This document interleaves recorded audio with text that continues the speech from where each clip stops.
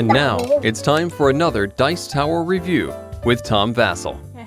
Welcome to the Dice Tower. I'm Melody, and this is my dad. Hey, apparently some people, when they go into the saloon, fight with other people for no reason at all. Does that ever happen? I've never seen everybody in a restaurant just stand up and start punching each other. They're drunk? Yeah, maybe. Anyway, in this game, everyone's fighting each other.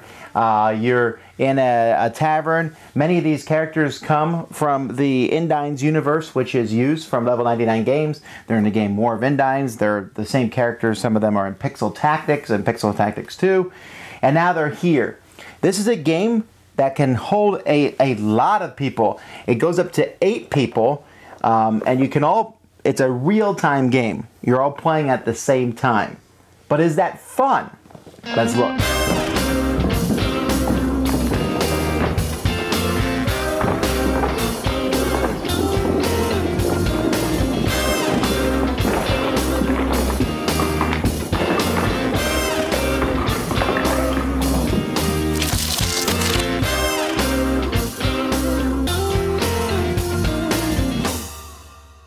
At the beginning of the game, each person's going to pick a character, and there's different characters that you have.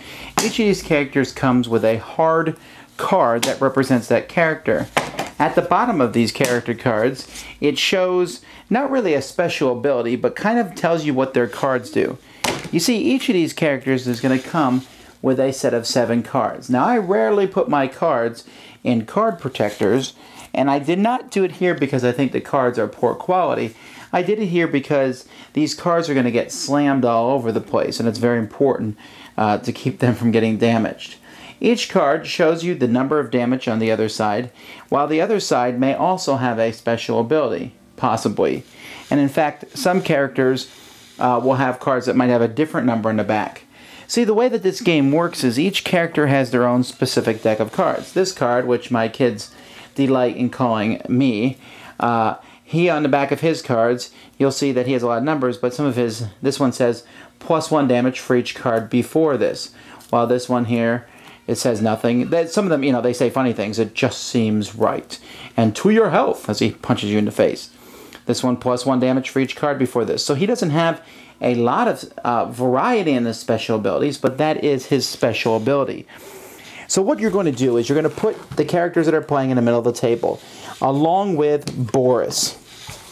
And you can see there, Boris is the bartender, and he's the unfortunate guy who just happens to be in the middle of all this. You're also going to put out these tokens here, these drink tokens, that range from +3 to -3. Now, you have fewer tokens in this depending on the number of players. You'll use all the tokens if there's 10 players, otherwise you might take some of them out. So let's say these are the tokens that are in the game, and then players will begin. Players will take their deck and place it in front of them. Then when they say go, they can use one card only, take a card, look at whatever special ability it might have, and place that card on top of anyone, and they're slowly going to just play their cards face down like this. However, at the same time, everybody else is playing their cards face down. So you can see that there's all sorts of action being played on the thing. Now, you're not supposed to play one on your own character, but people will play them out. As soon as you're finished, you will grab the highest chip possible. So I take the +3, next person +2, then +1, then 0, then -1, -2, etc. Once everyone's done playing, each player is going to look at their person and see who's taken him out, and then everyone will look at Boris. Now, I actually, even though it slows the game down, I think it's more fun to look at each person. But you'll take the cards here on Boris, for example, and we'll flip them face up. All right. This does 1 damage to him. Ear pull. Okay? Boris has 10 hit points, so that's 1. Then we have a hat trick, 2 more, so now he's up to 3. Here I have a 1. It says if this target survives, you steal his survival bonus. We'll talk about that later. That's 4. This one is 4. It cannot knock out a target. So this has 4 damage, but it can't be the damage that pushes him over his life. No problem. He's at 8. And this does bonus penalty damage equal to the target's drink token. Boris doesn't have a drink token, so just 2. But that's 10. That's it. We've knocked him out. So this gentleman who had a 4 here doesn't get anything. He's the person who knocked out Boris, so he'll take a chip that matches Boris. See, each of the characters has a chip. If someone is the person who lands the finishing blow on you, then they get the chip. If you survive and no one does, you get the chip. Unless that one person plays their special ability, then they get the chip. If you knock out Boris, you get 2 points. And points are kept track with these coins here. Other than that, though, you are going to go by whatever round it is. See, there are different stage cards. Stage 1, Stage 2, Stage 3, and Stage 4. You're going to use some of each of these. In the very first round, which just says, the battle begins, there's no special rules. After that, you'll turn over each card, and it will give special rules. For example, this one says all cards are played face up this round. Here in Stage 3, we got one that says, if exactly one player gains a survival bonus this round, that player automatically gets first place. And the reason that we have this first place is we look here at the top. During round 3 here, first place gets 6 coins, second place gets 4, third place gets 3. You determine what place everybody has by the number of tokens. You say, well, what exactly were those drinks for then? Well, those drinks will add or subtract from your hit points. So if I take the +2, my character has 12 hit points. While if I take the -2, my character has 8 hit points. And that is essentially the game. The game is really, you know, cool in the fact that the different people, like for example, this gentleman here has X's on all his cards. He has no special ability except for the fact that nobody knows what the value of any of his cards are. While this guy here, if he can play cards on people, and if that person survives, you will get their survival bonus. So their goal is maybe to spread things out. This hardy-looking gentleman here, he has a bunch of big hits, and he can do bonus penalties equal to the target's drink token. So that's an interesting thing too. So if someone plays very quickly, you will hit them because you'll do extra damage. Each character has one card that has a red one. Also shows a coin up there on the top. This is your taunt. If you manage to knock the person out with this, you get 1 extra point. So everybody has that. This guy does 1 extra damage for each card that's after this. We got people who can discard other cards. There's all different abilities between the 10 different characters. And you just keep playing through all the rounds of the game. Each round in different stages. And then after all those rounds, whoever has the most points is the winner of the game. Alright, 7-card Slugfest. First of all, if you don't like speed games, I think you're not going to like this because everybody's playing as quickly as they possibly can. What did you think of it? I really liked this game. You had to kind of think a little bit of strategy at the same time trying to go as fast as you can. It was really chaotic sometimes. Like, I don't even know what I'm doing.